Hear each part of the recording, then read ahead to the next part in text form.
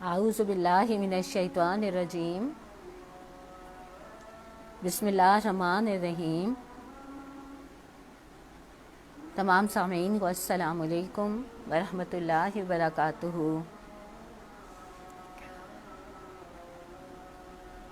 सूरह आराफ के मुताले की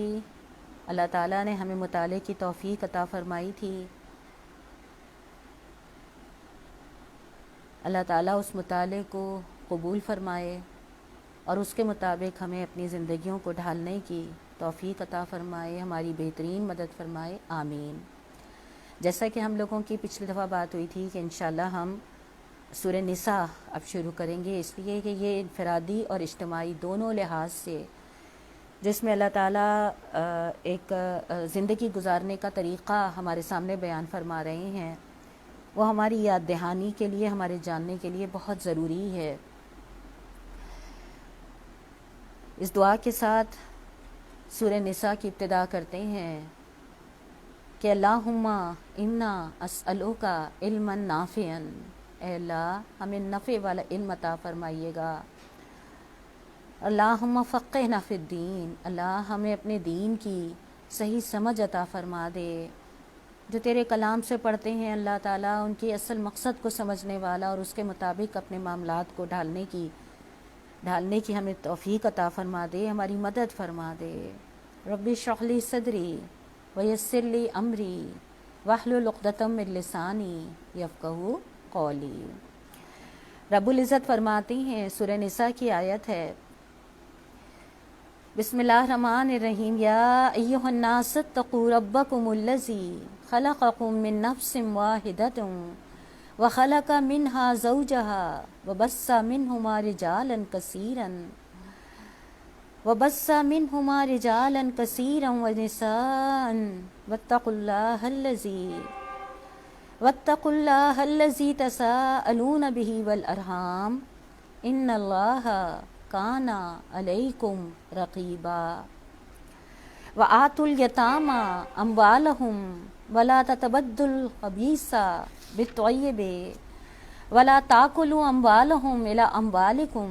इन्नहु काना हुबन कबीरा। सदक़ल्लाहुल अज़ीम।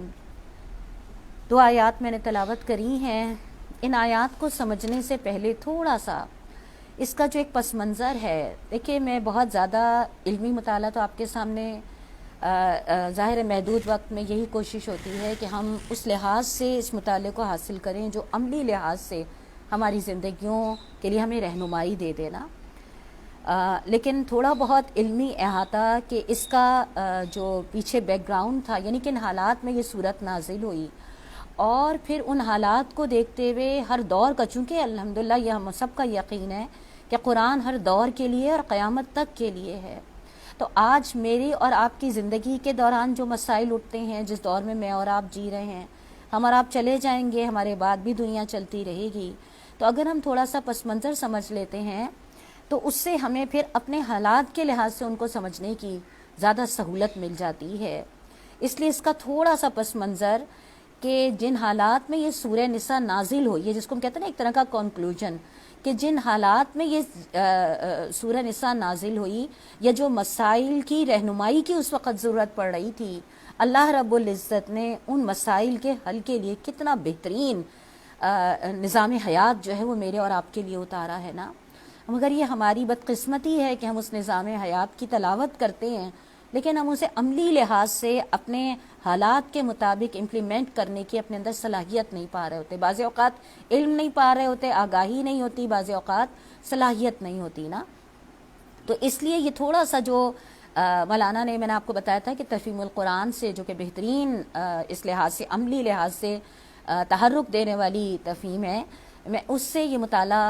मौलाना मौदूदी मरहूम अल्लाह ताला उनकी क़ब्र को नूर से भर दें, उन्होंने जितने बेहतरीन और अमली तरीक़े से कुरान की आयात का मुताला पेश करा है, हकीकत ये है कि वो हमारी रहनुमाई के लिए बहुत ज़बरदस्त है अगर हम उससे हासिल करना चाहें। अब मैं आती हूँ इसके शान नज़ूल और मुबाहिस की तरफ कि प्यारे नबी सल्लल्लाहु अलैहि वसल्लम के सामने उस वक़्त जो काम था उसे 3 बड़े शोबों पे तकसीम किया जा सकता है। अब ये बात आप गौर से सुनिएगा कि अल्लाह के नबी सल्लल्लाहु अलैहि वसल्लम ने جو اس وقت میں اس اسلام کی جو ہم کہتے ہیں نا نظام مدینہ قیام اسلام کے لیے، تو سنت طریقہ یعنی جو طریقہ آج ہم اپنے ارد گرد بھی دیکھ رہے ہوتے ہیں کہ بہت سارے عنوانات سے دین کی جد و جہد ہو رہی ہوتی ہے، سب اپنی اپنی جگہ پہ صحیح ہوتے ہوں گے، ہم یہ نہیں کہہ رہے، لیکن یہاں پہ انہوں نے ہمارے پیارے نبی صلی اللہ علیہ وآلہ وسلم کی جد و جہد کو جس انداز میں واضح کرا ہے، یہ ہمارے لیے ایک بڑی زبردست رہنمائی ہے۔ جب ہم کہتے ہیں نا لا الہ الا اللہ محمد رسول اللہ، یعنی اللہ کے سوا کوئی معبود نہیں ہے اور محمد صلی اللہ علیہ وسلم کے علاوہ کوئی جو ہے وہ اللہ کے رسول ہیں، وہ قابل تقلید نہیں ہے۔ تو جس طرح اللہ کے نبی صلی اللہ علیہ وسلم کھانے پینے پہننے سونے کے معاملے میں ہمیں رہنمائی دیتی ہے، اسی طرح اوور آل بحیثیت ایک شہری کے یا ایک مسلمان کے کس طرح سے ایک مسلمان اپنے معاشرے کے لحاظ سے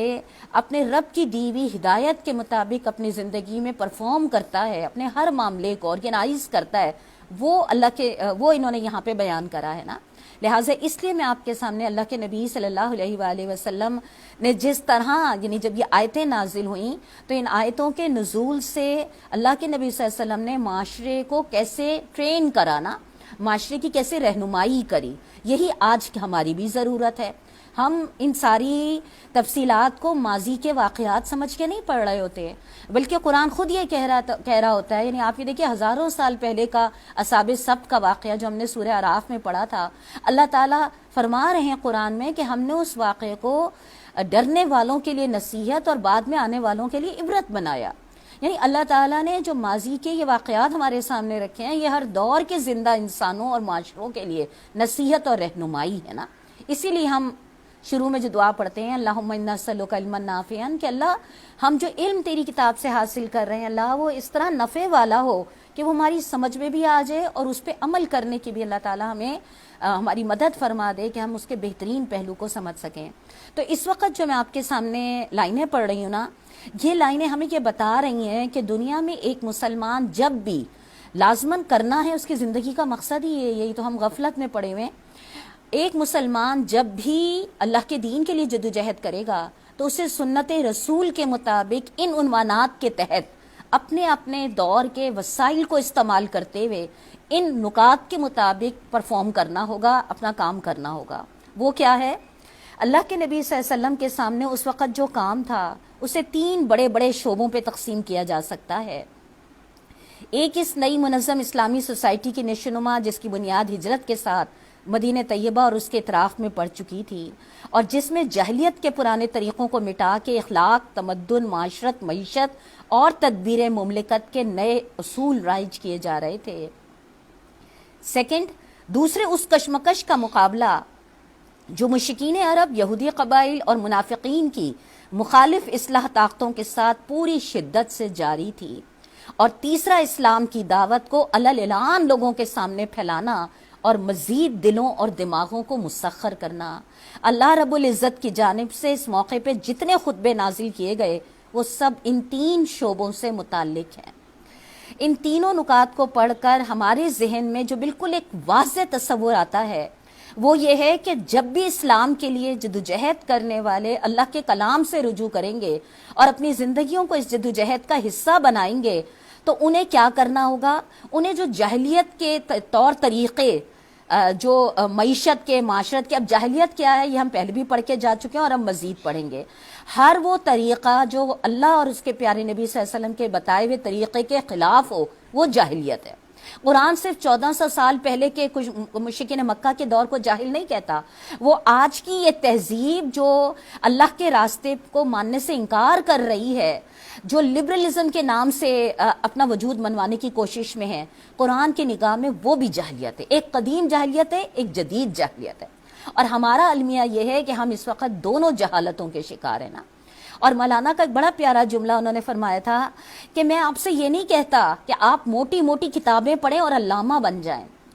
میں آپ سے کہتا ہوں کہ آپ دین کا اتنا علم حاصل کر لیں کہ آپ قدیم اور جدید جاہلیت اور اسلام کا فرق سمجھ سکیں۔ تو ہر وہ طریقہ، اب انشاءاللہ جب آپ آگے پڑھیں گی تو آپ دیکھیے، چاہے وہ عورتوں کی ڈریسنگ ہو، چاہے وہ معیشت کے معاملات ہوں، آپ کو خود اندازہ ہوگا کہ جو 1400 سال پہلے جاہلیت کے طور طریقے تھے، آج کسی نہ کسی عنوان سے ہمارے معاشرے میں لبرل میتھڈز کے نام سے نا، کہ جی دور جدید کی یہ ضرورت ہے، دور جدید میں اس کے بغیر گزارا نہیں ہے، اس نام سے ہماریاں بھی رائج ہیں۔ تو پہلی بات جو اس میں سورہ نساء میں اللہ تعالیٰ نے خطبے نازل کرے ہیں، وہ مسلمانوں کو اس رہنمائی کے حوالے سے نازل کرے ہیں کہ جو تمہارے زندگی کے معاملات، چاہے تمہاری سیاست ہو، چاہے تمہاری معیشت ہو، چاہے تمہارے رہنے سہنے کے طریقے ہوں، اس میں جو جاہلیت کے طریقے رائج ہیں، یعنی اللہ کی نافرمانی کے طریقے رائج ہیں، ان کو ہٹانا ہے۔ یعنی ان آیات کو پڑھنے کا مقصد آپ کو شاید یاد ہو، قرآن جگہ جگہ یہ کہتا ہے کہ اللہ نے وہ نبی تمہارے درمیان بھیجا جو تمہیں اللہ کی آیتیں سناتا ہے اور تمہارا تزکیہ کرتا ہے، تمہاری زندگیوں کو سدھارتا ہے۔ یعنی اس کا مطلب یہ ہے کہ ہم سب کی زندگیوں میں کہیں بھول چوک سے، کہیں لا علمی سے، کہیں غفلت سے ایسی بہت ساری چیزیں شامل ہو چکی ہیں جن کا ہمیں احساس بھی نہیں ہوتا کہ یہ قرآن اور اس سے ٹکرا رہی ہیں نا۔ تو پہلے تو یہ نقطہ کہ اس لحاظ سے اللہ تعالیٰ نے خطبے نازل کرے۔ پھر دوسرا کیا ہے کہ جب مسلمان اپنی زندگی سے ان طریقوں کو، جاہلیت کے طریقوں کو ختم کرے گا تو جو دشمنان اسلام طاقتیں ہوں گی نا، چاہے وہ اہل کتاب میں سے ہوں یا خدا کے وجود کا انکار کرنے والی، یہ پوری قوت سے مقابلے کے لیے کھڑی ہو جائیں گی ہر دور میں۔ اور تیسرا کیا ہوگا؟ تیسرا کس نکات پہ اللہ تعالیٰ نے خطبے نازل کرے سورہ نساء میں کہ یہ مشکلات اپنی جگہ رہیں گی، لیکن ایک مسلمان کو پوری قوت کے ساتھ اللہ تعالیٰ کے اس کلام کو لے کر پوری یقین کے ساتھ لوگوں تک اللہ کی بات پہنچانی ہے اور ان کے دلوں میں اتارنی ہے، تاکہ وہ حالات سے خوف زدہ نہ ہو، بلکہ اللہ تعالیٰ کی اس رہنمائی سے اپنے لیے ایمان اور طاقت حاصل کر کے عمل کی دنیا میں سرگرم عمل ہو جائیں۔ اس کے لیے آگے مولانا نے بڑی پیاری بات لکھی ہے، اسلامی سوسائٹی کی تنظیم کے لیے۔ اب آپ دیکھیں کتنی اہم بات ہے نا، تنظیم جو ہے وہ کس قدر اس میں جو انہوں نے لکھا ہے۔ اب یہ ساری جو میں آگے آپ کے سامنے ڈیٹیل پڑھوں گی، ہم اس ڈیٹیل کے بارے میں تو شاید انٹرسٹڈ ہوں گے، لیکن اس ڈیٹیل کو اس انداز میں سوچنا کہ یہ ایک اسلامی سوسائٹی کو ایک یونائٹ کرنا، ایک ڈسپلن میں لے کر آنا، اس انداز کے لیے اللہ تعالیٰ نے دی ہے، یہاں تک ہمارا ذہن نہیں پہنچتا نا۔ تو مولانا نے بڑی پیاری بات لکھی ہے کہ اسلامی سوسائٹی کی تنظیم کے لیے سورہ بقرہ میں جو ہدایات دی گئی تھی، اب یہ سوسائٹی ان سے زائد ہدایات کی طالب تھی، اس لیے سورہ نساء کے ان خطبوں میں زیادہ تفصیل کے ساتھ بتایا گیا کہ مسلمان اپنی اجتماعی زندگی کو اسلام کے طریقے پہ کس طرح درست کرے۔ اگر آپ میں سے کوئی تفسیر کھول کے بیٹھا ہوا ہے تو جو میں لائنیں پڑھ رہی ہوں نا، یہ لائنیں بڑی اہم ہیں، اگر آپ لوگ اس کو انڈر لائن کر لیں اور پوائنٹس بنا لیں اور پھر بعد میں اس کا مطالعہ کریں، بار بار کریں، تو انشاءاللہ یہ آپ کے ذہن میں بیٹھنا شروع ہو جائے گا نا۔ ابھی تو ہم صرف کلاس میں سن رہے ہوتے ہیں، لیکن پھر اس کے بعد وہ چیزیں ذہن سے محو ہو جاتی ہیں۔ تو اب آپ یہ دیکھیے کہ یعنی سورہ نساء میں، ابھی میں انشاءاللہ اس کی آیات کی جب آگے تفصیل لوں گی، تو یہ آیات دراصل کیا بات بتا رہی ہیں سورہ نساء کی، کہ مسلمان اپنی اجتماعی زندگی کو اسلام کے مطابق کس طرح درست کریں، اور خاندان کی تنظیم کے اصول بتائے جا رہے ہیں، اور نکاح پہ پابندیاں عائد کی جا رہی ہیں۔ سب سورہ نساء کا ایک طرح کا کنکلوژن ہے۔ سورہ نکاح پہ پابندیاں عائد کی گئیں، معاشرت میں عورت اور مرد کے تعلقات کی حد بندی کی گئی، یتیموں کے حقوق معین کیے گئے، وراثت کی تقسیم کا ضابطہ مقرر کیا گیا، معاشی معاملات کی درستگی کے متعلق ہدایات دی گئیں، گھریلو اور خاندانی جھگڑوں کی اصلاح کا طریقہ سکھایا گیا، تعزیری قوانین کی بنیاد ڈالی گئی۔ تعزیری قوانین کہتے ہیں جن پہ جو حکومت وقت ہوتی ہے، ایک حد ہوتی ہے اور ایک تعزیر ہوتی ہے نا۔ حد وہ ہوتی ہے جو اللہ تعالیٰ نے قرآن میں مقرر کر دی، جیسے سورہ نور میں ہم پڑھتے ہیں، اور تعزیر وہ ہوتی ہے جو امام وقت جو ہوتا ہے وہ حالات کے تناظر میں جو ہے وہ سزا کا تعین کر رہا ہوتا ہے۔ تعزیری قانون کی بنیاد ڈالی گئی، شراب نوشی پہ پابندی عائد کی گئی، طہارت اور پاکیزگی کے احکام دیے گئے، مسلمانوں کو بتایا گیا کہ ایک صالح انسان کا طرز عمل خدا اور بندوں کے ساتھ کیسا ہونا چاہیے، مسلمانوں کے اندر جماعتی نظم و ضبط اور ڈسپلن قائم کرنے کے متعلق ہدایات دی گئیں، اہل کتاب کے اخلاقی اور مذہبی رویے پہ تبصرہ کر کے مسلمانوں کو خبردار کیا گیا کہ کہ اپنی ان پیشرو امتوں کے نقش قدم پر چلنے سے پرہیز کریں۔ منافقین کے طرز عمل پہ تنقید کر کے سچی ایمانداری کے تقاضے واضح کیے گئے۔ یہ میں نے جتنا پیراگراف آپ کے سامنے پڑھا ہے، گھریلو جھگڑوں کی اصلاح، وراثت کی تقسیم، یتیموں کے حقوق، شراب نوشی پہ پابندی، پاکی کے احکام، صلاۃ قصر، صلاۃ خوف، یہ سب آپ کو سورہ نساء میں ملے گا نا۔ اور ہمیں غور کرنا چاہیے کہ آپ دیکھیے ہم نے کتنی زندگی اپنی دنیا میں گزار دی ہے، لیکن جو بھی ہماری زندگیوں میں طریقے رائج ہیں، کیا واقعی ہم نے ان طریقوں کی جو نشاندہی ہے وہ اللہ کے کلام سے حاصل کری ہے، یا فلاں سے پوچھ لیا، فلاں سے پوچھ لیا، فلاں سے پوچھ لیا، اس نے یہ بتایا، اس نے یہ بتایا، اس نے یہ بتایا نا۔ جبکہ آپ یہ دیکھیے انشاءاللہ سورہ نساء کا جب ہم مطالعہ کریں گے، اللہ تعالیٰ ہمیں اس مطالعے کی توفیق بھی دے اور ہمیں اس کے بہترین پہلو کو سمجھنے کی ہماری مدد فرما دے۔ جب ہم سورہ نساء کا مطالعہ کریں گے تو آپ کو اندازہ ہوگا کہ اللہ تعالیٰ نے ہماری زندگیوں میں پیدا ہونے والے کسی مسئلے کا حل جو ہے وہ ایسا نہیں ہے جو اللہ تعالیٰ نے نا کلام میں دیا ہو۔ کہیں سورہ نساء میں، کہیں سورہ احزاب میں، کہیں سورہ بقرہ میں، کہیں سورہ نور میں، جگہ جگہ اللہ تعالیٰ نے جو ہے، آپ کو یاد ہوگا ہم لوگوں نے جب سورہ اعراف پڑھی تھی نا تو اس میں اللہ تعالیٰ نے ایک اجتماعی جدوجہد کا تذکرہ کرا تھا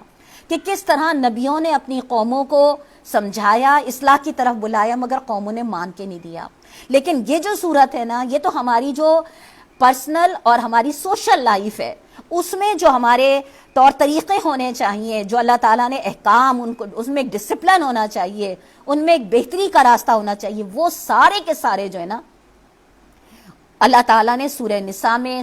مختلف مقامات پہ تفصیل کے ساتھ بتائیں، لیکن سورہ نساء میں تو خاص طور پہ آپ کو بہت زیادہ اس کا ایک کہتے ہیں نا ایک مجموعہ ملے گا۔ پھر اس کے ساتھ ساتھ اس میں سورہ نساء میں آپ کو یہ بھی ملے گا کہ غزوہ احد کے بعد جو مسلمانوں کی شکست ہوئی تھی غزوہ احد میں، اس کی وجہ سے اندر اور باہر کے منافقوں کی ہمتیں بہت بڑھ گئی تھیں، تو اللہ تعالیٰ نے اس سورہ نساء میں پرجوش خطبوں کے ذریعے سے مسلمانوں کو ابھارا ہے۔ اس سے ہمارے لیے کیا اصول نکلا کہ ہار اور جیت زندگی میں ہوتی رہتی ہے، لیکن ایک مسلمان کو یہ پڑھنے کے بعد اندازہ ہوتا ہے کہ ایک مسلمان کا کردار یہ ہونا چاہیے کہ جب مسلمان کے لیے حالات مخدوش ہوں تو بجائے اس کے کہ لوگ حوصلے کم کریں، ہمیں کیا کرنا چاہیے؟ حوصلے بڑھانے والا راستہ جو ہے وہ اختیار کرنا چاہیے۔ پھر اسی سورہ نساء میں آپ کو ملے گا حکم دیا اللہ تعالیٰ نے کہ ہر ایسی خبر ذمہ دار لوگوں تک پہنچائیں، اور جب تک کسی خبر کی تحقیق نہ کر لیں اس کو مت پھیلائیں۔ مسلمانوں کو بار بار غزوات اور سریوں میں جانا پڑتا تھا، اور اکثر ایسے راستوں سے گزرنا ہوتا تھا جہاں پانی فراہم نہ ہو سکتا تھا۔ اجازت دی گئی کہ پانی نہ ملے تو غسل اور وضو دونوں کے بجائے تیمم کر لیا جائے۔ نیز ان حالات میں نماز مختصر کرنے کی اور صلاۃ خوف، صلاۃ قصر اور صلاۃ خوف دونوں کے طریقے سورہ نساء میں موجود ہے نا۔ پھر منافقین کے مختلف طرز عمل، آپ اس کو پڑھتے ہوئے سوچیں گی ذرا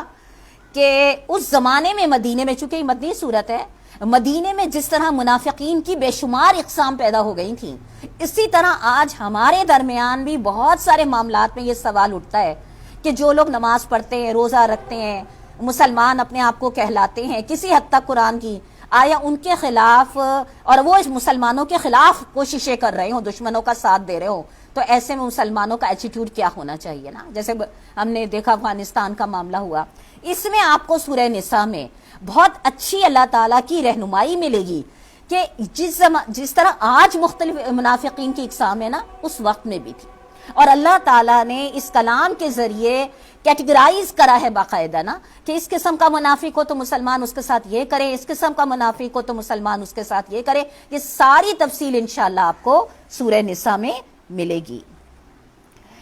اور سب سے زیادہ اہم یہ چیز تھی کہ مسلمان کا اپنا کیریکٹر بے داغ ہو، اسی کے بل پہ یہ جماعت جیت سکتی ہے، اس لیے مسلمانوں کو بلند ترین اخلاقیات کی تعلیم دی گئی، اور جو کمزوری بھی ان کی جماعت میں ظاہر ہوئی اس پہ سخت گرفت کی گئی۔ دیکھیے میں بار بار یہاں جماعت کا لفظ جو لکھا ہوا ہے مولانا نے، جماعت سے مطلب تمام مسلمان مل کر ایک جماعت کی صورت ہے۔ ہم یہاں کسی ان الگ الگ نظریوں کی بنیاد پہ یا اس پہ وجود میں آنے والی جماعت کے لحاظ سے میں بات نہیں کر رہی. یہاں پہ جو مولانا نے تحریر کری ہے نا، مسلمانوں کا کل مجموعہ جو ہے وہ ایک بحیثیت ایک جماعت کی صورت میں، تو اللہ تعالیٰ نے جو ہدایت دی ہے وہ کل مسلمانوں کو بحیثیت ایک جماعت کی صورت میں یہاں پر دی ہے نا. لہٰذا ہمارے ذہنوں میں اگر کوئی ایسا تعصب ہوتا ہے کہ یہ فلاں جماعت نہ، سارے مسلمان مل کر کیا ہیں، ایک جماعت جن کو اللہ تعالیٰ نے اس آیت میں رہنمائی دی ہے. اس کے علاوہ اس صورت میں دعوت اور تبلیغ کا پہلو بھی موجود ہے، اور جاہلیت کے مقابلے میں اسلام جس اصلاح کی طرف دنیا کو بلا رہا ہے اس کی وضاحت کرنے کے علاوہ یہود، عیسائی، مشرکین تینوں گروہوں کے غلط تصورات کی وضاحت کر کے ان کی اصلاح بھی کی گئی ہے. آج بھی ہم اٹھا کر دیکھ لیں کہ ہم اگر دعوت اور تبلیغ کے لیے، ظاہر ہے موبائل کی صورت میں پوری دنیا سے ہم کہتے ہیں مٹھی میں آ گئی دنیا ہماری، تو اس صورت میں تمام دنیا والوں سے، چاہے وہ اہل کتاب ہو یا چاہے وہ مشرکین ہو، مسلمان کیسے اسے توحید کی دعوت دے، کیسے اس کے جو باطل نظریات ہیں ان کو دلائل سے ثابت کرے، یہ سب آپ کو سورہ نساء میں انشاءاللہ تفصیل کے ساتھ ملے گا نا. اللہ کرے کہ میں اور آپ اس کو اس طرح سے سمجھنے والے اور اس کے پیچھے چلنے والے بن جائیں. اب میں آ رہی ہوں اس آیت کی طرف جس کی میں نے تلاوت آپ کے سامنے کری تھی. آیت نمبر 1، اس کا ترجمہ رکھ رہی ہوں. تلاوت ہماری پہلے ہو گئی تھی. لوگوں اپنے رب سے ڈرو جس نے تم کو ایک جان سے پیدا کیا اور اس جان سے اس کا جوڑا بنایا، اور ان دونوں سے بہت مرد اور عورت دنیا میں پھیلا دیے. اس اللہ سے ڈرو جس کا واسطہ دے کر تم ایک دوسرے سے اپنا حق مانگتے ہو، اور رشتہ اور قرابت کے تعلقات کو بگاڑنے سے پرہیز کرو. یقین جانو اللہ تم پہ نگرانی کر رہا ہے. ان آیات کو سن کے اگر ہم تھوڑا سا اپنے ذہن کو چلائیں تو آپ کو یاد آ جائے گا یہ وہ آیات ہیں جو نکاح کے خطبے میں دی جاتی ہیں نا. نکاح کے خطبے میں 3 آیات جو تقوی سے متعلق ہیں ان میں سے ایک آیت یہ ہے. دوسری آیت کون سی ہے جس میں اللہ تعالیٰ نے فرمایا کہ اتقوا اللہ وقولوا قولا سدیدا، لوگوں اللہ کا تقوی اختیار کرو اور صاف اور سیدھی بات کیا کرو. اور تیسری تقوی کی آیت نکاح کے خطبے میں کون سی ہے کہ لوگوں تمہیں ولا تموتن الا وانتم یا ایھا الذین آمنوا اتقوا اللہ ولا تموتن الا وانتم مسلمون، اے لوگوں جو ایمان لائے ہو اللہ کا تقوی اختیار کرو، تمہیں موت نہ آئے اس حال میں کہ تم مسلم ہو. آپ نکاح کے خطبے کو ذرا سا غور سے اگر محسوس کریں، وہ نکاح کا خطبہ جو ایک خاندان کی بنیاد بن رہا ہوتا ہے، اللہ تعالیٰ نے اس بنیاد میں 3 دفعہ اپنا خوف، اپنی محبت، اپنی اطاعت کی طرف لوگوں کو متوجہ کرا ہے اور موت کا تذکرہ کرا ہے. بھلا بتائیے کوئی خوشی کے وقت میں کوئی کسی کے موت کا تذکرہ کر دے تو ہم کہتے ہیں اس موقع پہ تو یہ باتیں منہ سے نہ نکالو. لیکن نکاح کے خطبے میں اللہ تعالیٰ نے 3 دفعہ یعنی تقوی اختیار کرنے کے لیے کیا کہا؟ یہ جو تقوی یعنی اللہ تعالیٰ کا ڈر اور محبت اور اطاعت ہے، یہ لمحاتی یا جذباتی فیصلے نہ ہو بلکہ تم زندگی کے آخری سانس تک اللہ سے ڈر کے اس کی اطاعت کرتے رہو. اور ابھی جو میں نے آیت آپ کے سامنے پڑھی ہے، آیت نمبر 1 سورہ نساء کی، اب میں اس کی تھوڑی سی تفصیل میں اگر آؤں تو آپ دیکھیے پہلا جو لفظ ہے اس میں اللہ تعالیٰ نے فرمایا یا ایھا الناس، یا ایھا الذین آمنوا نہیں کہا، یا ایھا الناس، لوگوں اپنے رب سے ڈرو. لوگوں کا لفظ کہہ کے پہلی بات تو اللہ تعالیٰ نے یہ واضح کر دی جو میں بار بار آپ کے سامنے لاتی ہوں کہ قرآن جو ہے وہ صرف مسلمانوں کے لیے نہیں ہے، قرآن ساری انسانیت کے لیے ہے. اسی لیے آپ دیکھیے اللہ تعالیٰ نے فرمایا انا ارسلناک رحمۃ للعالمین، ہم نے پیارے نبی صلی اللہ علیہ وسلم آپ کو تمام جہانوں کے والوں کے لیے رحمت بنا کر بھیجا. اور نعیم صدیقی صاحب نے بڑی پیاری بات لکھی ہے کہ مسلمانوں نے یہ بہت بڑا ظلم کرا ہے کہ محمد صلی اللہ علیہ وآلہ وسلم کو صرف مسلمانوں کا نبی اور پیغمبر سمجھا ہے، حالانکہ وہ تو تمام انسانیت کے لیے، جس طرح یہ اللہ کا کلام جو ہے قرآن یہ تمام انسانیت کے لیے آیا ہے. لیکن ہم ایک دوسرے سے پوچھتے ہیں اچھا یہ بتاؤ کیا قرآن غیر مسلم پڑھ سکتا ہے؟ اچھا وہ وضو تو کی ہوئی نہیں ہوتی، وضو تو ہوتا نہیں اس کا، پاک تو وہ ہوتا نہیں، کیا وہ قرآن پڑھ سکتا ہے؟ آپ مجھے یہ بتائیے، ابھی جو میں نے آپ کے سامنے پڑھا، اور یہ ایک جگہ پہ نہیں ہے، قرآن میں کئی جگہ پر ہے. اللہ تعالیٰ کہیں کہیں یا ایھا الذین آمنوا کہہ کے خطاب کرتے ہیں اور کئی جگہ پہ اللہ تعالیٰ یا ایھا الناس کہہ کے خطاب کرتے ہیں. یا ایھا الناس کا مطلب کیا ہے؟ تمام انسان. اب دیکھیے جو مسلمان نہیں بھی ہیں ٹھیک ہے ہم بات جانتے ہیں، لیکن وہ اس کلام کو کھولیں گے. آپ غیر مسلموں کے واقعات اسلام لانے کے اٹھا کے پڑھیے تو وہ یہی بات کہتے ہیں کہ جب ہم نے اس کتاب کو پڑھنا شروع کرا، وہ تو اسے قرآن مجید ہوتے کہتے ہیں مسلمانوں کی کتاب نا، وہ کہتے ہیں جب ہم نے اس کتاب کو کھول کے پڑھنا شروع کرا تو ہمارے تو ذہن کے پردے کھلتے چلے گئے نا. اور جب ان کو یہ چیز سمجھ آئی تو پھر انہوں نے وہ پاکی کا اہتمام کرنا اور پھر وہ ساری چیزیں وہ انہوں نے سمجھنے کے بعد کری. لیکن پہلے ان کو وہ سمجھے، ان کو سامنے تو آئے کہ ان کا رب، ان کا کوئی پیدا کرنے والا ان سے کچھ کہہ رہا ہے. لیکن جب مسلمانوں نے اس قرآن کو لمٹ کر دیا کہ نہیں یہ صرف مسلمانوں کے لیے ہے، تو پھر دنیا میں یہ تصور رائج ہو گیا کہ جس طرح سے یہودیوں کے لیے توریت تھی، عیسائیوں کے لیے انجیل تھی، تو مسلمانوں کے لیے قرآن ہے. حالانکہ ایسا نہیں ہے. قرآن صرف مسلمانوں کے لیے نہیں ہے، تمام انسانوں کے لیے، کیونکہ تمام انسانوں کا خالق اللہ رب العزت ہے. تو یہ جو پہلا لفظ ہے یا ایھا الناس، کیا کرو؟ اتقوا ربکم الذی، ڈرو اپنے اس رب سے جس نے تم کو ایک جان سے پیدا کرا. کہ اللہ تعالیٰ نے یہ نہیں کہا لوگوں ڈرو اللہ سے، نہیں، کیا کہا؟ اپنے رب سے ڈرو.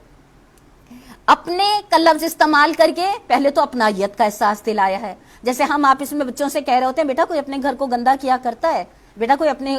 اس کو یہ کیا کرتا ہے، تو اللہ تعالیٰ نے پہلے تو اپنا کہہ کے اپنائیت کا احساس دلایا. اور دوسرا کیا کہا؟ رب. میں نے آپ لوگوں کے سامنے پہلے بھی یہ بات رکھی تھی کہ آپ میں سے جن لوگوں نے عربی پڑھی ہوئی ہوگی اور اگر نہیں پڑھی ہوئی تو ایک پتلی سی کتاب ہے، مولانا نے بڑی زبردست لکھی ہے، آپ لوگ اس کو ضرور نیٹ پہ سرچ کر کے نکال لیجئے گا. قرآن کی 4 بنیادی اصطلاحیں، اس میں مولانا نے قرآن میں استعمال ہونے والے 4 لفظ رب، دین، عبادت اور الہ، یہ 4 لفظ ایسے ہیں جن کے گرد پورے قرآن میں ان 4 لفظوں کا بہت زیادہ، یعنی یہ وہ بنیادی اصطلاحیں ہیں نا. اچھا، چونکہ یہ عربی کی اصطلاحیں ہیں اور ہم اردو میں ترجمہ یا انگلش میں یا کسی بھی زبان میں کر رہے ہوتے ہیں، ان الفاظ کے جو مفہوم میں وسعت ہے نا، وہ اردو میں یا انگلش میں کسی بھی ترجمے میں وسعت آ نہیں سکتی. رب کے معنی ہم اردو میں یہ سمجھتے ہیں اللہ تعالیٰ، لیکن اگر آپ عربی میں رب کے معنی پڑھیں تو آپ کو اندازہ ہوگا رب مانے پیدا کرنے والا، پالنے والا، حفاظت کرنے والا، نگہبانی کرنے والا، مصیبتیں دور کرنے والا، ضروریات پوری کرنے والا، نعمتیں فراہم کرنے والا. آپ رب کے لفظ کو ایسا سمجھ لیجئے. اگر میں آپ کو قریب ترین الفاظ میں سمجھاؤں، جیسے اردو میں ہم ماں کا لفظ بولتے ہیں نا، پیدا کرنے والی، پالنے والی اور ساری انسان کی زندگی کی، اس طرح سے تو گویا رب کا لفظ کہہ کے، یعنی اللہ جو ہم پڑھتے ہیں نا الحمدللہ رب العالمین، کون ہے وہ رب؟ تمام جہانوں کا پیدا کرنے والا ہے. تو انسان کے دل میں آتا ہے اللہ وہ تو پھر بہت عظیم رب ہوگا نا، وہ تو تمام جہانوں کا رب ہے، میں تو بڑی کمزور سی مخلوق ہوں. تو اللہ تعالیٰ پھر یہ احساس دلاتے ہیں کہ جو سارے جہانوں کا خالق ہے نا، رب العالمین، لوگوں وہ تمہارا اپنا رب ہے، وہ تمہاری اپنی شہرک سے زیادہ قریب ہے، تم اس کو محسوس تو کرو. جب تمہیں اس محبت کا اور اپنائیت کا احساس ہو جائے گا کہ رب العالمین جو ہے وہ تمہارا اپنا ہے، تمہاری شہرک سے زیادہ قریب ہے، تو پھر تم کیا کرو؟ اس سے ڈرو. اتقو. اچھا، ڈرنے میں بھی 2 کانسیپٹ ہوتے ہیں نا. ایک یہ ہوتا ہے جو ہم نے دیکھا کہ انسان کسی کے خوف سے ڈرتا ہے، اور ایک یہ ہوتا ہے کہ انسان کسی محبت کے چھن جانے سے ڈرتا ہے. جیسے اس کی میں ایک چھوٹی سی مثال دوں کہ بچے رات کو گھر میں آتے ہیں تو ماں بچوں سے یہ کہتی ہے، ایک دو انداز میں ماں کا ایٹیٹیوڈ ہوتا ہے. ایک یہ ہوتی ہے بچوں سے کہتی ہے چپ ہو کے سو جاؤ، تمہارے باپ گھر میں آ جائیں گے، میری شامت لیں گے، تم لوگوں نے اتنا شور مچایا ہوا ہے نا. ایک یہ ایٹیٹیوڈ ہوتا ہے. اور ایک یہ ہوتا ہے کہ ماں بچوں کو بڑے پیار سے سمجھاتی ہے کہ دیکھو بیٹا، تمہارے باپ سارا دن بعد تھکے ہوئے گھر آئیں گے، تم لوگ شور مچاؤ گے تو ان کو تکلیف ہوگی نا، تو تم تھوڑا سا ان کو سکون پہنچانے کے لیے اگر شور نہیں پہنچاؤ گے تو دیکھو وہ کتنے خوش ہوں گے. دیکھیے بات ایک ہی ہے نا، لیکن سمجھانے کا انداز مختلف ہے. بالکل اسی طرح میں جب اس لفظ کو پڑھتی ہوں تو میں یہ سوچتی ہوں ہمیں ہمیشہ اللہ تعالیٰ سے جو ڈرایا گیا، ہمارے ارد گرد جو بھی ماحول رہے اور آج بھی ہم دیکھتے ہیں، اس میں نا ہمیشہ ہمیں ہمارے رب کے غصے سے ڈرایا گیا. قبر میں سانپ بچھو آئیں گے، جہنم میں آگ ہوں گے، یعنی ہمیشہ ہمیں خوفزدہ کیا گیا. لیکن وہ جو محبت کا احساس ہے نا کہ دیکھو تمہارا رب تم سے کتنی محبت کرتا ہے، دیکھو جب تم سو جاتے ہو تو وہ تمہاری حفاظت کرتا ہے، دیکھو تمہارے جسم پہ جھڑنے والے پلکوں کے بال، سر کے بال، تمہاری ہڈیوں کا بڑھنا کوئی نہیں جانتا تمہارا رب دیکھو تمہارا کتنی محبت کرتا ہے۔ شاید ہم نے کبھی اللہ تعالیٰ کو اس تصور سے کہ وہ ہم سے کتنی محبت کرتا ہے، اگر یہ تصور ذہن میں ہو تو انسان سوچتا ہے کہ جو مجھ سے اتنی محبت کرنے والا ہو اس کو ناراض کرنا اچھا تو نہیں ہے نا۔ انسان مروت میں کر لیتا ہے لیکن غصے میں اکڑ جاتا ہے نا۔ لہٰذا یہ جو اللہ تعالیٰ نے اتقو کا لفظ کہا ہے نا، یہ صرف اس عذاب اور سانپ بچھو کے حوالے سے نہیں ہے، بلکہ یہ اس محبت کے احساس سے ہے۔ اپنے رب سے ڈرو، دیکھو کتنا پیار کرنے والا ہے، کتنی نعمتوں سے پال رہا ہے، دیکھو تم منہ سے صدا بھی نہیں نکالتے اور وہ تمہاری صدا سن لیتا ہے نا۔ ابھی ہم سورہ اعراف میں پڑھ کے گئے تھے نا، پکارو اپنے رب کو چپکے چپکے یا گڑ گڑاتے ہوئے نا، آہوزاری کے ساتھ، یعنی وہ تو یہ احساس دلاتا ہے کہ میں تمہارے کتنے قریب ہوں، بس تم مجھے اپنے قریب محسوس تو کرو، اور اس قریب قربت کو محسوس کر کے مجھے راضی کرنے کی فکر کرو، نہ کہ اپنی منمانی کرنے کی فکر کرو نا۔ تو اس میں جو بات انہوں نے کہی، لوگوں اپنے رب سے ڈرو۔ اچھا، اب اس کے بعد دلیل کیا دی ہے؟ جس نے تم کو ایک جان سے پیدا کرا، یعنی جو رب تم سے کہہ رہا ہے کہ تم اس کی محبت کا، اس کی قدرت کا احساس کرو، وہ رب کون ہے؟ دلیل کیا بنتی ہے، لاجک کیا بنتی ہے، کامن سینس کیا بنتی ہے؟ اس نے تمہیں ایک جان سے پیدا کرا، اس کا حق بنتا ہے۔ ہم کہتے ہیں نا آج کوئی چیز اگر کوئی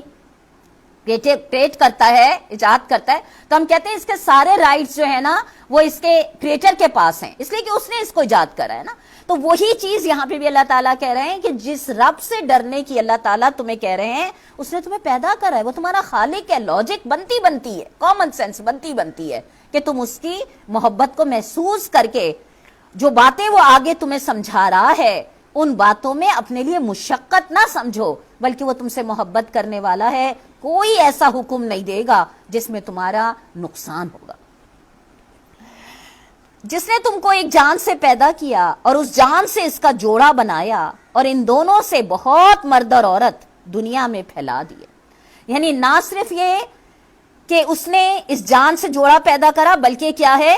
مزید آگے تم دیکھو تمہاری نسل کی بقا کے لیے اس نے کس طرح نسل در نسل جو ہے وہ نسل کی بقا کا انتظام کرا۔ تو ذرا سوچو تو صحیح، تمہارا رب جو ہے وہ کتنی زبردست قدرت اور حکمت والا ہے نا۔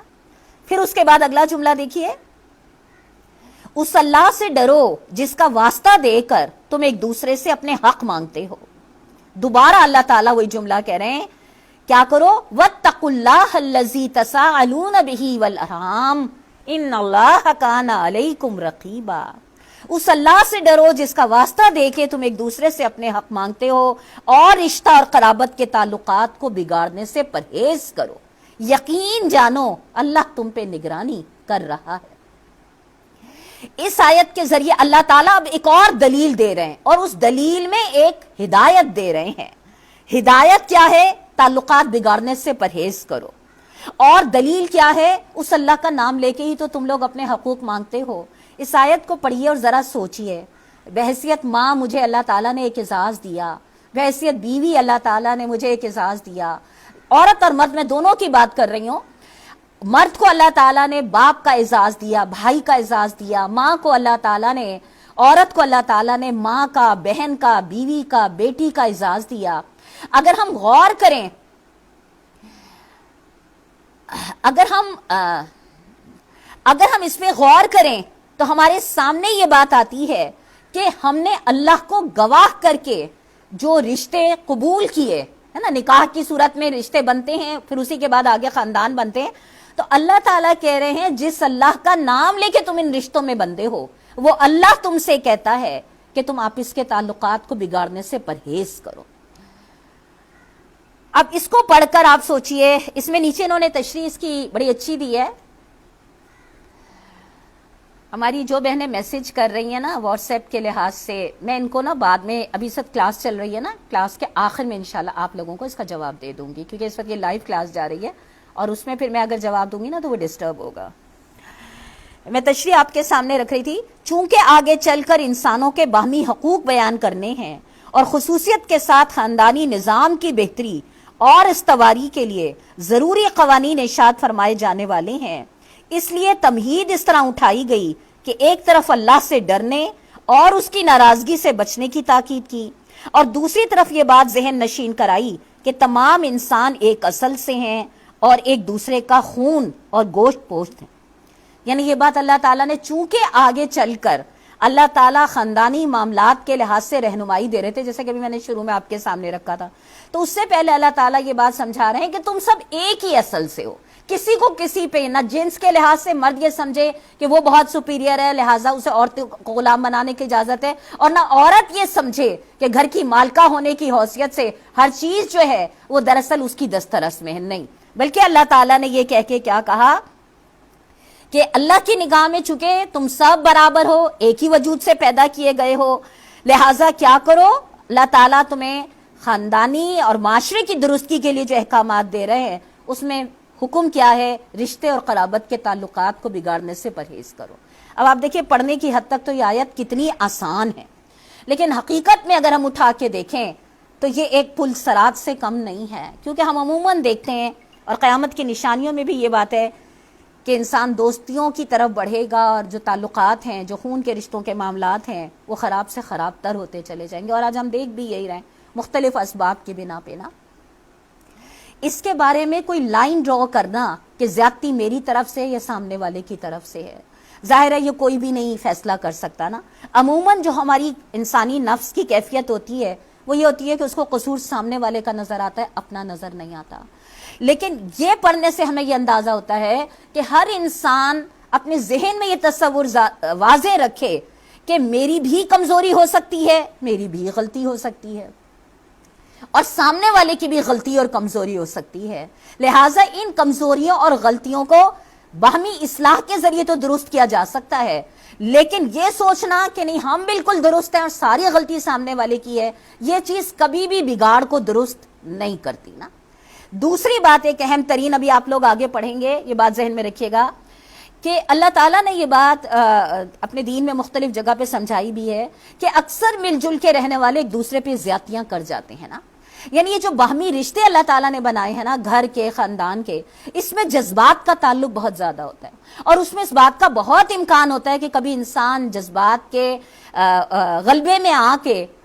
غلطی کر بیٹھتا ہے، اونچ نیچ ہو جاتی ہے، ہوتی رہتی ہے، انسان ہے نا، کمزور ہے۔ اللہ تعالیٰ کی اس ہدایت کے تحت کیا ہے کہ جب تم سے زیادتی، جیسے سورہ آل عمران میں ہم پڑھتے ہیں نا کہ جیسے ہی ان سے کوئی زیادتی ہوتی ہے، غلطی ہوتی ہے، مان اللہ انہیں یاد آ جاتا ہے۔ اللہ تعالیٰ نے یہ نہیں کہا کہ ایمان لانے والوں کے ساتھ کوئی غلطی، کوئی زیادتی، کوئی کمزوری نہیں ہوتی، نہیں، اللہ تعالیٰ نے فرمایا ان سے جیسے ہی ہوتی ہے فوراً اللہ تعالیٰ انہیں یاد آ جاتا ہے نا، اور وہ فوراً اپنی غلطی پہ متوجہ ہو جاتے ہیں۔ تو یہ جو، اور پھر تیسری بات ایک اور پھر کر کے میں آگے بڑھوں گی۔ آپ کو یاد ہوگا ہم لوگوں نے سورہ اعراف میں بات پڑھی تھی کہ اللہ تعالیٰ نے فرمایا تھا کہ جو تھوڑی بہت دلوں میں کھٹ پٹ ہوگی، اللہ تعالیٰ جنت میں داخل مومنوں کو کرتے ہوئے وہ کھٹ پٹ صاف کر دیں گے نا۔ ان تینوں حوالوں کو دینے کا میرا مقصد صرف یہ تھا کہ دیکھیں میں یہ آیات رشتہ قرابت کے تعلقات کو بگاڑنے سے پرہیز کرو، میں آپ کے سامنے عملاً تو ان آیات کو بڑے پرزور الفاظ میں بیان کر کے چلی جاؤں، لیکن عملی دنیا میں ہم سمجھتے ہیں کہ ہم انسان ہونے کے ناطے بہت ساری چیزوں میں اپ اینڈ ڈاؤن کر جاتے ہیں نا۔ تو یہ تینوں چیزیں جو میں نے آپ کے سامنے رکھی ہیں، ان تینوں چیزوں کی روشنی میں ہمیں اپنے لاہ عمل کے بارے میں یہ سوچنا چاہیے کہ میں حتی الامکان یہ کوشش کروں، حتی الامکان، لیکن اس کا مطلب یہ نہیں ہے کہ میں ظلم کا ساتھ دوں، نہ، وہ بھی اپنی جگہ پہ ایک ہدایت ہے کہ اگر تم یہ دیکھو کہ جو اب ہم سورہ حجرات میں پڑھ رہے تھے نا کہ لوگوں اگر تم دیکھو کہ دو مسلمانوں کے گروہ آپس میں لڑ پڑیں تو ان کے درمیان انصاف کراؤ، صلح کرو، مگر عدل کے ساتھ کرو، یہ نہیں کہ مظلوم کو دبا دو اور ظالم کو اور چڑھا دو، نہ، یہ صلح نہیں ہے، بلکہ کیا کہا کہ امن عدل کے ساتھ جو ہے وہ صلح کراؤ۔ تو وہی چیز یہاں پر بھی آ رہی ہے کہ اس آیت کو پڑھنے کے بعد حتی الامکان ہماری یہ کوشش ہو کہ غلطی ہماری بھی ہو سکتی ہے، حتی الامکان ہم یہ کوشش کریں کہ معاملے کو ہلکا سے ہلکا رکھیں، نہ کہ یہ ہم نسلوں تک منتقل کریں کہ میرے دادا کی اس سے دشمنی تھی تو میرے باپ کی بھی اس سے دشمنی، تو میری بھی اس سے دشمنی اور میری اولاد کی بھی اس سے دشمنی نا۔ کوشش کر لیں جتنا کر سکتے ہیں، لیکن ہم یہ کہیں کہ ہم 100 میں سے 100 نمبر لے سکتے ہیں، نہ میں دعویٰ کر سکتی ہوں نہ آپ دعویٰ کر سکتے ہیں، نہ ہم سب اس معاملے میں کمزور ہیں، اور اللہ تعالیٰ نے ہماری اس کمزوری کا لحاظ کرتے ہوئے ہی قرآن میں جگہ جگہ کہا ہے اللہ کسی جان پر اس کی وسعت سے زیادہ بوجھ نہیں ڈالتا۔ بس اگر کہتے ہیں نا سیلف اسسمنٹ، اپنی خود احتسابی کا معاملہ، ہاں یہاں میرے سے بھی زیادتی ہو گئی، یہاں مجھ سے نہیں ہونی چاہیے تھی، ہاں میں بھی غصے میں شاید زیادہ آ گئی، ہاں میں بھی جذباتی ہو گئی، ہاں مجھے بھی یہ نہیں کرنا چاہیے تھا۔ انسان اپنی غلطیوں کو بھی ریئلائز کرے اور ان کا کفارہ جو بھی قرآن میں ہمیں مختلف جگہوں پہ بتایا گیا ہے ادا کرنے کی کوشش کرے، اپنی غلطیوں کو اپنی اچھائی کے ساتھ دور کرنے کی کوشش کرے، تو اللہ تعالیٰ بڑا معاف کرنے والا ہے۔ تب یہ جو آیت ہے نا رشتہ اور قرابت کے تعلقات بگاڑنے سے پرہیز کرو، یقین جانو اللہ تم پہ نگرانی کر رہا ہے۔ یہ جملہ کہہ کے نا اللہ تعالیٰ نے ان اللہ کان علیکم رقیبا یہ بات سمجھا دی کہ ان معاملات میں عموماً دونوں طرف سے مسائل الجھ رہے ہوتے ہیں نا، تو اللہ تعالیٰ اوپر دیکھ رہا ہے، اللہ تعالیٰ کو بہت اچھی طرح پتہ ہے۔ ہم جانتے ہیں اپنی زندگی میں ہم کہیں جاتے ہیں، کہیں لکھا ہوا ہوتا ہے خبردار کیمرے کی آنکھ آپ کو دیکھ رہی ہے، تو ہم ایک دم سے نا ذرا کانشیس ہو جاتے ہیں کہ اچھا کیمرے، حالانکہ چاہے وہ کیمرہ خراب ہی ہو نا، لیکن اللہ تعالیٰ جب یہ بات کہہ رہا ہو کہ ان اللہ کان علیکم رقیبا، تو پھر ایک انسان حتی الامکان اپنے دل کی ایمانداری کے ساتھ یہ کوشش کرتا ہے کہ اس کی جانب سے کوئی خرابی نہ پیدا ہونا پائے، اور اگر کوئی خرابی پیدا ہو رہی ہے تو اس خرابی کی اصلاح کے لیے خلوص کے ساتھ، وہ ایمانداری کے ساتھ جتنی کوشش کر سکتا ہے وہ اتنی کوشش کرے۔ لیکن یہ بات بار بار یاد رہے، اللہ تعالیٰ نے جیسے ابھی آپ لوگوں کو آگے ملے گی کہ اللہ تعالیٰ نے فرمایا کہ مظلوم ہونے کی صورت میں اگرچہ تمہیں بدگوئی کا حق ہے، لیکن اگر تم ظاہر اور باطن میں بھلائی کیے جاؤ تو یہ اللہ کی صفت ہے نا۔ ان آیتوں کو پڑھو نا تو اتنا دل کو لگتا ہے کہ اللہ تعالیٰ تو میری کمزوری سے بھی واقف ہے، اللہ تعالیٰ تو میری بے بسی سے بھی واقف ہے، تبھی تو اللہ میں تجھ سے دعا کرتی ہوں اللہ میری برائیاں مجھ سے دور کر دے۔ اور یہ جو معاملہ ہے، اور آپ کو پتہ ہی ہے کہ رشتے توڑنے کے معاملے میں ہم نے یہ بات پڑھی کہ لیلۃ القدر میں بھی اللہ تعالیٰ قطع رحمی کرنے والے کی دعا قبول نہیں کرتا، اور ہم اس وقت دیکھ رہے ہیں کہ بہت سارے اسباب کی بنا پہ، چاہے ظلم اور زیادتی کے معاملے ہوں یا ایک دوسرے کے حقوق مارنے والے یا چھوٹی چھوٹی باتیں، لیکن بس بہت زیادہ یہ والا جو اللہ تعالیٰ نے آیت کہی ہے نا کہ واتقوا اللہ الذی تساءلون بہ والارحام، لوگوں آپس کے تعلقات بگاڑنے سے پرہیز کرو، اللہ تم پہ نگرانی کر رہا ہے۔ ایک دن تم آؤ گے تو اللہ تعالیٰ بہت اچھی طرح فیصلہ سنا دے گا کہ اس خرابی میں تمہارا کتنا کنٹریبیوشن تھا اور سامنے والے کا، لیکن اگر تم ایمانداری کے ساتھ پرفارم کرو گے تو اللہ تعالیٰ سے تمہاری نیک نیتی اور اخلاص چھپا نہیں رہنے کا۔ اب اگلی آیت پر آ جائیے، یتیموں کے مال ان کو واپس دو، اچھے مال کو برے مال سے نہ بدل لو، اور ان کے مال اپنے مال کے ساتھ ملا کر نہ کھا جاؤ، یہ بہت بڑا گناہ ہے۔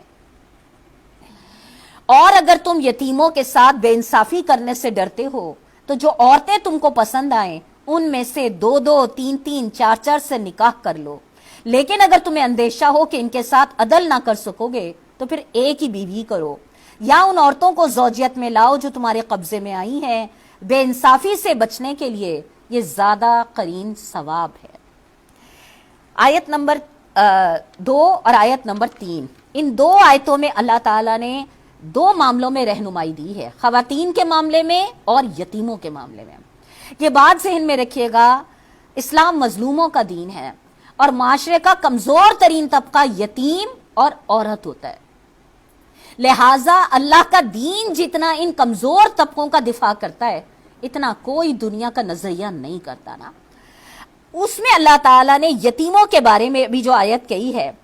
یہاں پہ اللہ تعالیٰ نے آیت نمبر 2 میں بس اتنی بات کہی ہے، میں اس کی پڑھ دیتی ہوں، اس کی تفصیلات نا پھر انشاءاللہ آگے آئیں گی جو ہم اگلی کلاس میں لیں گے۔ اس وقت جتنی آیت نمبر 2 میں اللہ تعالیٰ نے بات کہی ہے میں وہ آپ کے آگے رکھ دیتی ہوں۔ یتیموں کے مال ان کو واپس کرو، اچھے مال کو برے مال سے نہ بدل ڈالو، یعنی جب تک وہ بچے ہیں ان کے مال انہی کے مفاد پہ خرچ کرو، اور جب وہ بڑے ہو جائیں تو جو ان کا حق ہے انہیں واپس کر دو۔ اس کی تفصیل میں نے آپ سے کہا نا ابھی آگے آیتیں آئیں گی انشاءاللہ 2-3 آیتوں بعد، وہاں اس کو بہت تفصیل کے ساتھ آپ کے سامنے آ جائے گا۔ یعنی اس میں جو مختصر سی بات ہے وہ کیا ہے کہ یتیموں کی پرورش کرنا، اور ان کا جو مال ہے وہ پاک مال ہے، اور تمہارے مال میں کچھ آگے پیچھے کھٹپٹ ہو سکتی ہے، لیکن یتیم کا مال جو ہوتا ہے وہ بالکل پاک ہوتا ہے، یتیم کا اور وراثت کا مال جو ہوتا ہے وہ بالکل پاک ہوتا ہے، لہٰذا اس کے بارے میں کہا کہ اس کو نہ بدلنا، اور ان کا مال نہ کھا جانا ان کی پرورش کے عنوان کی وجہ سے یہ اللہ کے نزدیک بہت بڑا گناہ ہے۔ اور پھر اس کے بعد جو میں نے اگلا پڑھا تھا کہ یتیموں سے ناانصافی کرنے سے ڈرتے ہو، اس کی تفسیر 3 مفہوم اہل تفسیر نے بیان کرے۔ اب آپ دیکھیے گا یہ تینوں مفہوم جو اہل تفسیر نے بیان کرے ہیں آیت نمبر 3 کی تشریح میں، یہ تینوں اپنی اپنی جگہ بہت اہم ہیں، ان میں کوئی ایسا آپس میں کنٹروڈکشن نہیں ہے، بلکہ بہت زیادہ رہنمائی ہے، پہلو ہے، مختلف انداز سے سوچنے کے لیے رہنمائی ہے۔ کیا؟ حضرت عائشہ رضی اللہ تعالیٰ عنہ اس کی تفسیر میں فرماتی ہیں کہ زمانہ جاہلیت میں جو بچیاں لوگوں کی سرپرستی میں ہوتی تھیں، ان کے ماں اور ان کے حسن جمال کی وجہ سے یا اس خیال سے کہ ان کا کوئی سردھرا تو ہے نہیں، جس طرح ہم چاہیں گے دبا کے رکھیں گے، وہ ان کے ساتھ خود نکاح کرتے اور پھر ان پہ ظلم کرتے۔ اس پہ ارشاد ہوا اگر تم کو اندیشہ ہو کہ یتیم لڑکیوں کے ساتھ انصاف نہیں کر سکو گے تو دوسری عورتیں دنیا میں موجود ہیں، ان میں سے جو تمہیں پسند آئیں ان کے ساتھ نکاح کر لو۔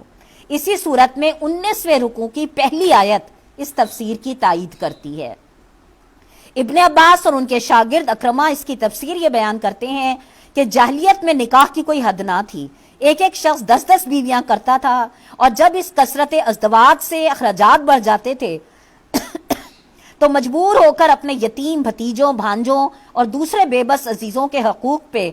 ہاتھ مارتا تھا۔ اس پر اللہ تعالیٰ نے نکاح کے لیے 4 کی حد مقرر کر دی اور فرمایا کہ ظلم اور بے انصافی سے بچنے کی صورت یہ ہے کہ 1 سے لے کے 4 تک اتنی بیویاں کرو جن کے ساتھ تم عدل پہ قائم رہ سکو۔ اذان شروع ہو گئی، اذان ہو جائے پھر میں بات مکمل کر دیتی ہوں۔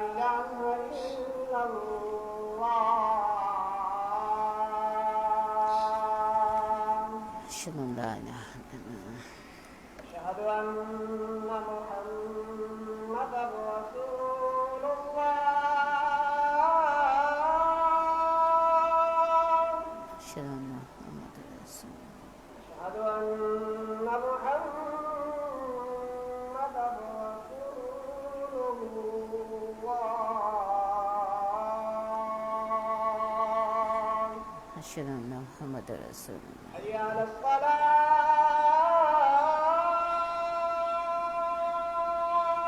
لا حول ولا قوة الا بالله۔ حي على الصلاة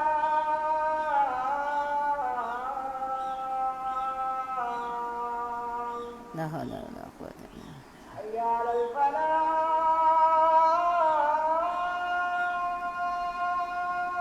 لا حول ولا قوة الا بالله۔ حي على الفلاح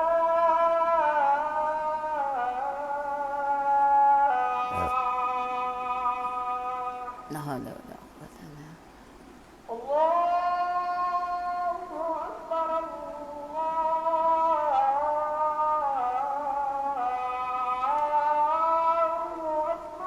الله أكبر الله أكبر اللہ اکبر، اللہ اکبر۔ لا إله إلا الله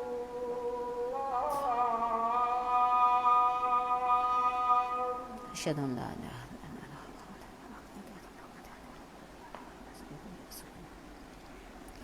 سعید بن جبیر اور قتادہ اور دوسرے مفسرین کہتے ہیں کہ جہاں تک یتیموں کا معاملہ ہے، اہل جاہلیت بھی ان کے ساتھ بے انصافی کرنے کو اچھی نظر سے نہیں دیکھتے تھے، لیکن عورتوں کے معاملے میں ان کے ذہن عدل و انصاف کے تصور سے خالی تھے۔ جتنی چاہتے تھے شادیاں کرتے تھے، پھر ان کے ساتھ ظلم سے پیش آتے۔ اس پہ ارشاد ہوا اگر تم یتیموں کے ساتھ بے انصافی کرنے سے ڈرتے ہو تو عورتوں کے ساتھ بھی بے انصافی کرنے سے ڈرو۔ اول تو 4 سے زیادہ نکاح نہ کرو، اور اس 4 کی حد میں بھی بس اتنی بیویاں رکھو جن کے ساتھ تم انصاف کر سکو۔ آیت کے الفاظ ان تینوں تفسیروں کے متحمل ہیں، اور عجب نہیں کہ تینوں مفہوم مراد ہوں۔ نیز اس کا ایک مفہوم یہ بھی ہو سکتا ہے کہ اگر تم یتیموں کے ساتھ ویسے انصاف نہیں کر سکتے تو ان عورتوں سے نکاح کر لو جن کے ساتھ یتیم بچے ہیں۔ اب آپ یہ دیکھیے ان ساری آیات کو جو تفصیلات میں نے آپ کے سامنے پڑھی ہیں، اس سے ہمیں یہ اندازہ ہو رہا ہوتا ہے کہ یتیم کی کفالت جو ہے وہ اللہ کے دین کی نگاہ میں کس قدر اہم ہے نا. اور اس کے لیے جو اس دور میں ہوتا تھا، اور آج بھی ہم دیکھتے ہیں ہمارے دیہات کے علاقوں میں اسی طرح کے ظلم ہو رہے ہیں نا، کہ یتیم بچیاں ہیں اور ان کا مال اور اسباب ہے اور ان سے شادی کرنا اور پھر اس پہ قبضہ کر لینا. تو یہ ساری آیتیں جو ہیں، ابھی اس کے چونکہ یتیم کے معاملات کی تفسیر آگے آ رہی ہے، اس لیے میں اس پہ بہت زیادہ اس وقت بات نہیں کروں گی. آگے جب آیتیں آئیں گی نا، پھر وہاں انشاءاللہ میں اس بات کو تفصیل کے ساتھ لوں گی نا. اور پھر یہ جو ہے نا کہ ایک بیوی کرو یا عورتوں کو، اس کی تفسیر میں مولانا نے لکھا ہے، یہ جو میں نے جملہ پڑھا تھا نا کہ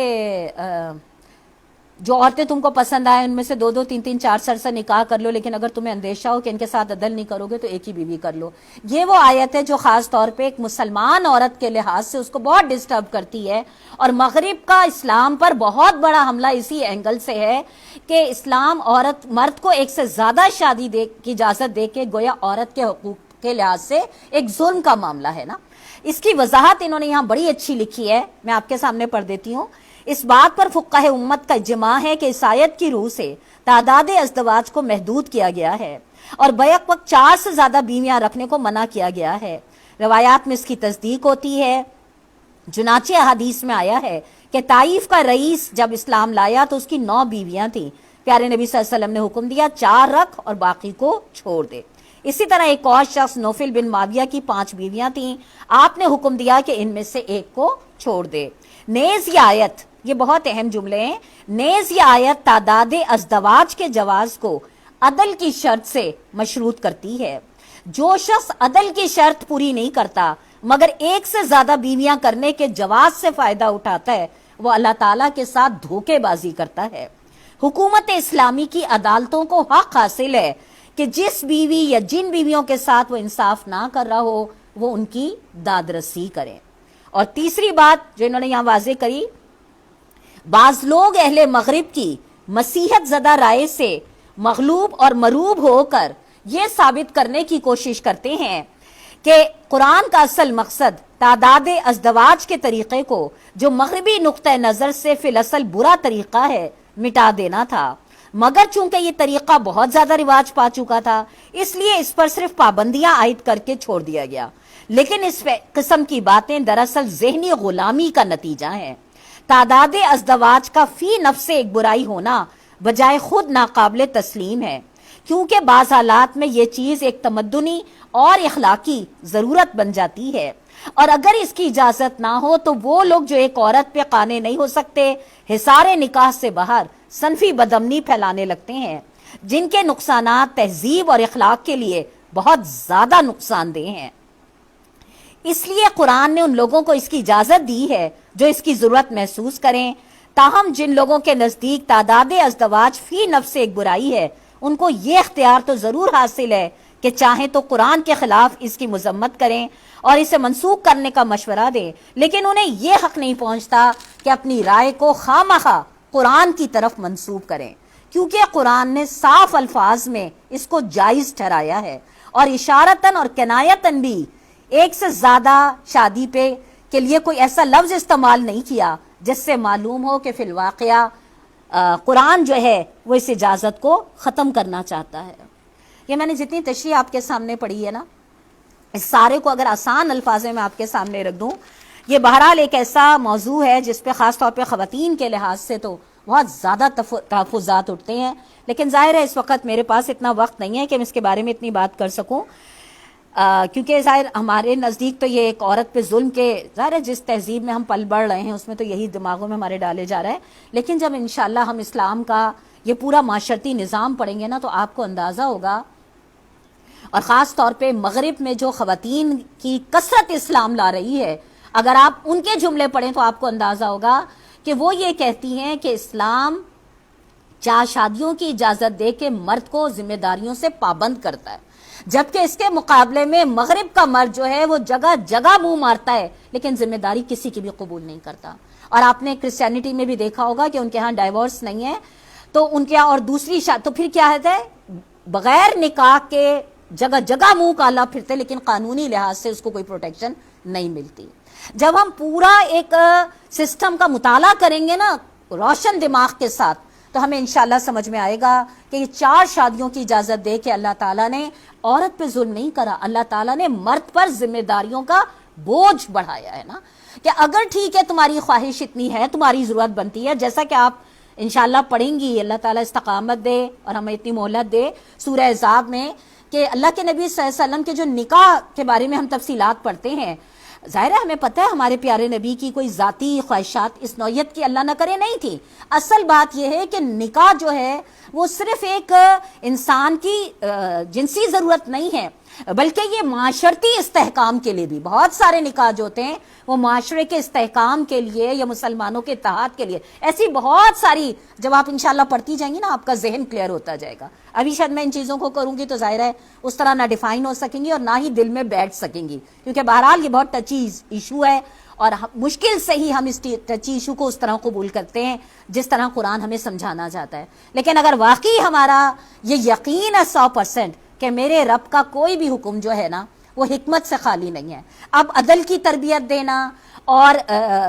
انصاف کے ساتھ ان چیزوں کو لے کے چلنا، یہ خود ایک بہت بڑا موضوع ہے جس پہ انشاءاللہ کسی نشست پہ آپ لوگ چاہے سوال کر لیں، چاہے ہم ڈسکشن کر لیں، وہ انشاءاللہ پھر ہم کر لیں گے. لیکن اس وقت اگر ہم بہت زیادہ عدل میں بس اتنی بات کہتی ہوئی چلی جاؤں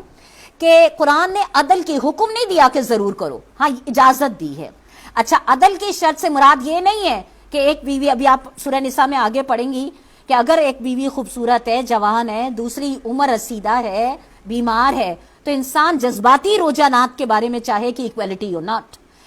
اصل صرف کیا ہے کہ جو ضروریات ہیں، جو ایک انسان بیوی ہونے کے ناطے جو اس کا حق ہے اس میں برابری ہو. جیسے ہم اللہ کے پیارے نبی صلی اللہ علیہ وسلم کا پڑھتے ہیں نا کہ کس طرح انہوں نے اپنی تمام ازواج مطہرات میں برابری کا معاملہ رکھا ہوا تھا، تو اس لحاظ سے برابری مقصود ہے. لیکن جذباتی رجحانات کے لحاظ سے ایک انسان، ایک عورت اگر یہ تقاضا کرتی ہے تو یہ عدل میں نہیں، کیونکہ بہرحال اس میں انسان بے بس ہے نا. بس میں یہیں پہ روک رہی ہوں آیت نمبر 3 پہ. آپ لوگوں کے ذہن میں اگر کوئی سوال ہو اس بارے میں، انشاءاللہ نیکسٹ ٹائم زندگی رہی تو میں آیت نمبر 4 سے لوں گی، اور اگر آپ لوگوں کے کوئی سوال آئے اس حوالے سے تو انشاءاللہ اس کا جواب دے دوں گی. ویسے میں آپ کو ایک کتاب کی رہنمائی کر دیتی ہوں. اگر آپ لوگ، یہ موضوع ایسا ہے جو ہمیں حقیقت میں سمجھنا چاہیے، بہت ٹچی جس کو موضوع کہتے ہیں نا، ایک بڑی زبردست کتاب ہے، آپ لوگ چاہے نیٹ پہ سرچ کر کے پڑھ لیں چاہے بک سٹال سے لے لیں، اسلام اور جدید تحریک نسواں، سریہ بطول الوی صاحبہ کی کتاب ہے. آپ لوگ اس کتاب کو پڑھیے، آپ کا ذہن نکاح، طلاق، مہر، ورثہ، خلا، یہ ساری چیزوں کے بارے میں انہوں نے اتنے اچھے طریقے سے بات واضح کری ہے. ظاہر ہے میں اتنی مختصر سے ٹائم میں آپ کے سامنے یہ ساری چیزیں تو نہیں لے سکتی، بٹ آپ کو نشاندہی ضرور کر رہی ہوں کہ آپ لوگ اس کتاب کو، اسلام اور جدید تحریک نسواں، سریہ بطول الوی صاحبہ اس کی رائٹر ہیں، آپ لوگ اس کتاب کو لے کے تھوڑا تھوڑا پڑھنا شروع کریے. پھر انشاءاللہ آپ کو اسلام کا، نکاح کا اور طلاق کا اور خلا کا اور نکاح ثانی کا، یہ ساری جو اس میں حکمتیں ہیں نا، وہ آپ کو بہت اچھی طرح انشاءاللہ نہ صرف سمجھ میں آئیں گی بلکہ آپ انشاءاللہ دوسروں کو بھی سمجھانے والی انشاءاللہ بن جائیں گی. بس یہیں پہ روک لیجئے. اچھا، دوسری بات ایک تو میں یہ کہہ رہی تھی کہ اب اذان اور جلدی ہو گئی. آپ لوگ بھی سوچتے ہوں گے 15 منٹ کر کے ہم پیچھے ہوتے جا رہے ہیں،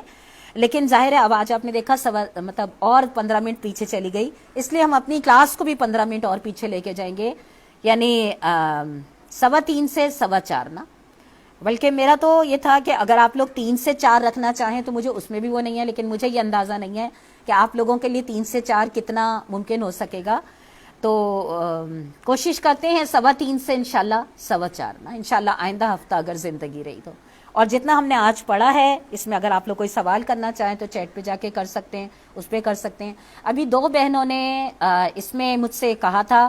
کہ واٹس ایپ گروپ میں جوائن کر لیں. تو میری بہن، یہ جو کلاس ہے نا یہ فیس بک پہ لائیو جا رہی ہے اور یوٹیوب پہ بھی موجود ہے. یہ واٹس ایپ گروپ پہ نہیں ہم اس کو اس طرح سے کر رہے کہ جس میں ہم آپ کو شامل کر لیں. یہ فیس بک اور یوٹیوب پہ آپ کو لائیو مل جائے گی. وہاں سے آپ ظاہر سرچ کر کے الماس یحییٰ کے نام سے جس پہ قرآن کی تصویر بنی ہوئی ہے، آپ اس کو سرچ کر کے نکال کے وہاں ان کلاسز کو جوائن کر سکتی ہیں. ٹھیک ہے، چل دعا کر لیتے ہیں. اعوذ باللہ من الشیطان الرجیم، بسم اللہ الرحمن الرحیم. اللہم صلی علی محمد وعلی آل محمد کما صلیت علی ابراہیم وعلی آل ابراہیم انک حمید مجید اللہم بارک علی محمد وعلی آل محمد کما بارکت علی ابراہیم وعلی آل ابراہیم انک حمید مجید سبحان اللہ بحمدہ سبحان اللہ العظیم سبحان اللہ بحمدہ سبحان اللہ العظیم۔ ہم سے بہت محبت کرنے والے پروردگار، آپ سے بہت محبت کرنے والے آپ کے بندے اور بندیاں اللہ آپ کے آگے ہاتھ پھیلائے بیٹھی ہیں۔ اے اللہ ان ہاتھوں کا پھیلنا اپنی بارگاہ میں قبول فرما لے۔ اللہ تعالی ہم تیرے کلام کو سمجھنے کی جو کوشش کر رہے ہیں اللہ، اس میں جو کمی بیشی ہو جائے اللہ اس کو معاف کر دے۔ اے پاک پروردگار ہمیں اپنے کلام کے بہترین مفہوم کو سمجھنے اور اس کے مطابق اپنے معاملات کو ڈھالنے میں ہماری بہترین مدد فرما دے۔ مالک ہم بہت کمزور ہیں، مالک ہمیں اپنی کمزوریوں کا بھی احساس ہے، مگر مالک تیری طاقت سے اور تیری مدد سے اللہ تعالی ہم تیرے راستے پہ چل سکتے ہیں۔ مالک تو کبھی اپنے بندوں کو اکیلا نہیں چھوڑتا۔ اے اللہ ہم کو تھام لے۔ اے اللہ ہم آپ سے محبت کرتے ہیں، ہم آپ کی محبت میں آپ کی اطاعت کرنا چاہتے ہیں، ہم آپ کی محبت کے تحت اللہ آپ کے کلام کا مطالعہ اور اس کو سمجھنے کی کوشش کرتے ہیں۔ اللہ تعالیٰ اس کو ہمارے اندر اور ہماری نسلوں کے اندر اتار دے، ہمارے معاملات میں ڈھال دے، ہمیں اپنی اور معاشرے کی اصلاح کا فریضہ انجام دینے والا بنا دے، ہماری ٹوٹی پھوٹی کوششوں کو اپنی بارگاہ میں قبول فرما لے، ہمارے قول اور عمل میں یکسانیت عطا فرما دے، ہمیں اپنی غلطیوں کو سمجھنے والا اور ان کی اصلاح کرنے والا بنا دے۔ اے مالک دنیا میں جہاں جہاں تیرے دین کے لیے جدوجہد کرنے والے جدوجہد کر رہے ہیں، اپنے جانوں سے، اپنے مالوں سے، اپنی صلاحیتوں سے، اپنی صحتوں سے اللہ ان کی جدوجہد کو قبول فرما لے۔ اے اللہ دنیا میں بھی اس کے بہترین نتائج دکھا اور آخرت میں بھی سرخرو فرما دے۔ اے پاک پروردگار ہمارے تمام مرحومین کی بہترین مغفرت فرما دے اور ہماری جنت میں اپنے مرحومین سے اچھی جگہ ملاقات کرا دے۔ فاطر السماوات والارض انت ولی فی الدنیا والآخرہ توفنا مسلما والحقنا بالصالحین۔ اے زمین اور آسمان کے رب ہمیں جب تک زندہ رکھیے گا اسلام اور ایمان پہ زندہ رکھیے گا اور ہمارا خاتمہ نیک لوگوں کے ساتھ فرمائیے گا۔ آمین ثم آمین۔ ربنا تقبل منا انک انت السمیع العلیم وتب علینا انک انت التواب الرحیم۔ صلی اللہ تعالی علی خیر خلقہ محمد وآلہ وصحبہ وذریاتہ واہل بیتہ اجمعین برحمتک یا ارحم الراحمین۔ تمام سامعین کو السلام علیکم۔